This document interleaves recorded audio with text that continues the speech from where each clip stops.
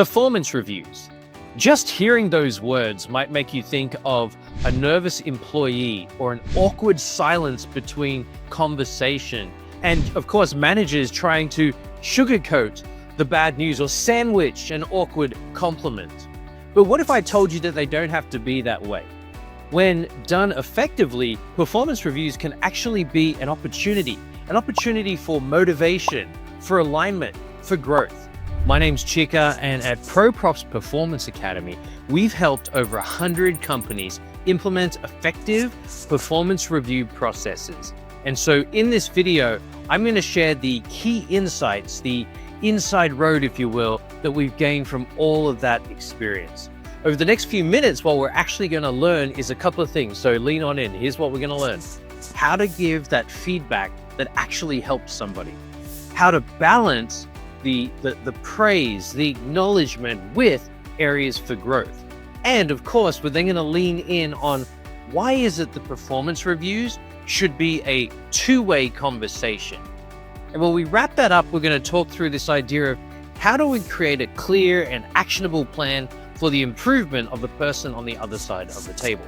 So let's dive in right now and make your next review the most effective one yet. One of the biggest mistakes that most managers make is they treat performance reviews like an annual event instead of an ongoing conversation. Can you imagine when you were driving, if you only ever looked down once in that trip, you'd probably end up getting lost. That's what it is, just like trying to treat a review like an annual event, looking down just once. Because feedback should be a regular part of your conversations. When you have informal check-ins throughout the year, so that employees, maybe you set it up once every 2 weeks or once a month, your employees know then when they stand and how they stand next to you. And employees don't have to wait for that one-time review to ask for your feedback. So if you're unsure about your progress, just ask. The more open dialogue you can create in an environment, the better the review process will be and the better the feedback loops will be with your employees. Let me give you an example. I once worked with a manager who gave feedback only during the official reviews. He would compile it, build it up, and then boom, drop it all at once. By the time I heard something that I needed to improve, the year was already over, the months already passed, the project's already closed, and there was no chance for me to fix what I could have done earlier. Which is when I switched to a company that had these regular feedback pulse loops, these regular sessions, and it changed and it blew my mind on how much better I became as an employee.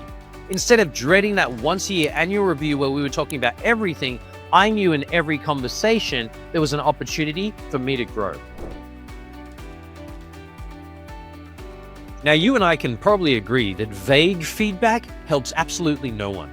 Can you imagine receiving a review that says, "You're doing fine, keep up the good work, champ"? That's not feedback. That's kind of more like a horoscope. When we're giving feedback, we have to be specific.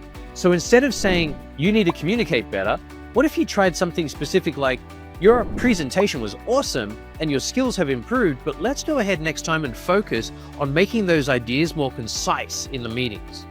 The more detailed, personal, and attention focused on the behavior, the more actionable your feedback will be for the employee, and the more useful it will be for overall professional growth, not only to one person, but your entire team.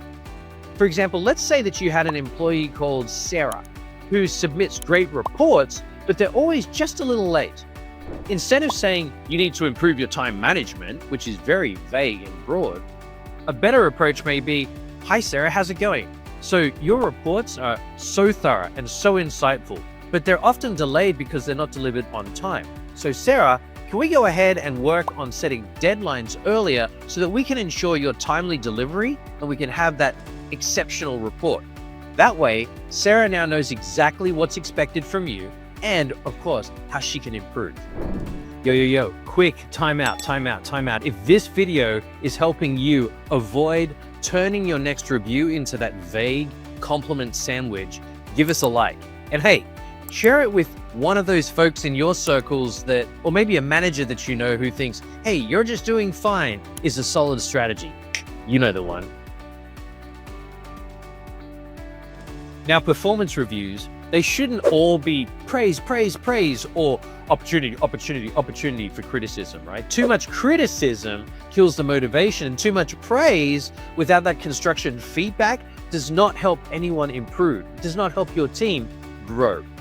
A simple structure should follow with, let's start with the strengths, bit of praise, let's discuss the opportunities for growth, criticism, and let's end with this clear development plan.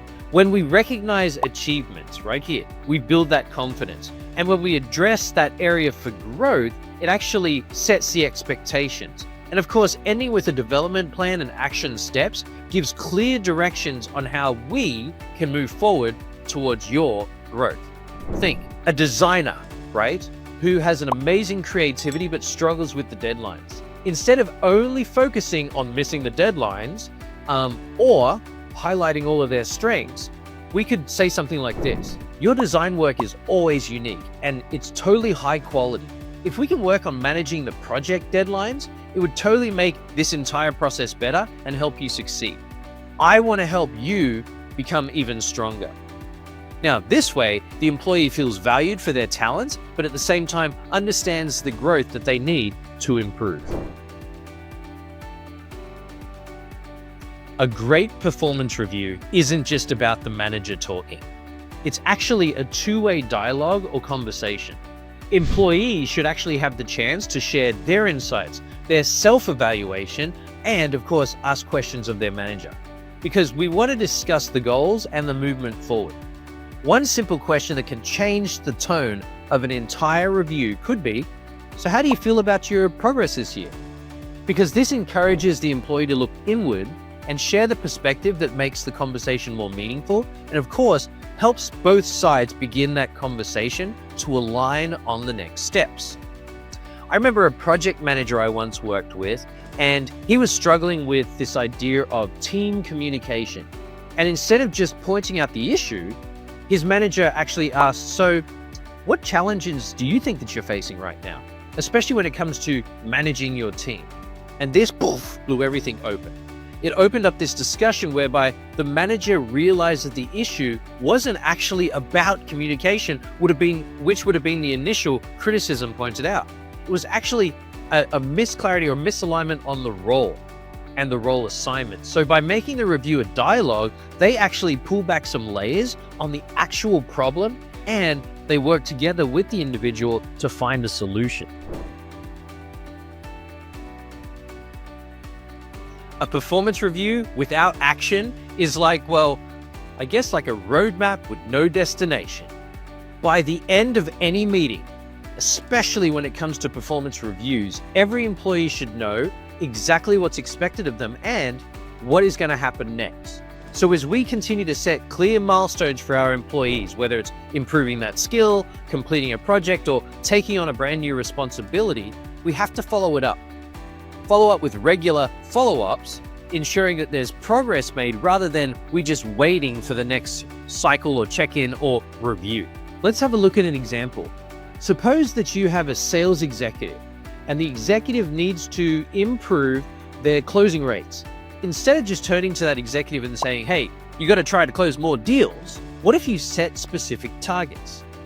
Sales executive, over the next 3 months, let's focus on improving the closing techniques you're using by attending a sales training and by tracking that weekly progress. Then we're going to check in every couple of weeks, in fact, every second Friday, to make sure that we can measure your improvement. This is going to keep them accountable and it's going to provide them with that clear direction and expectation. At the end of the day, performance reviews aren't just about checking boxes. They're not, are they? They're about helping your people grow. And when it's done right, you'll create a workplace where employees, where management, as well as the teams feel supported, the managers are informed, and of course, everybody is thriving and everybody benefits. Hopefully, the company bottom dollar is going to benefit even more. Now, when we think about how top companies make performance management effortless, well, they use comprehensive tools like PeopleGoal to conduct those performance reviews and offer the employees constant feedback, and of course, therefore, they drive the growth. I would love to know what's the one thing that you wish that your performance review had actually included. It's the last one. Think about it. Reflect real quick. Go ahead and drop those thoughts in the comments because I am going to read them all and maybe you might appear in the next video. Also, if this video helped you, if it helped you rethink that performance review, maybe even just a little bit, go ahead and hit the like button, subscribe, and yes, share it with somebody that you think needs a glowing performance review in the future. See you in the next video.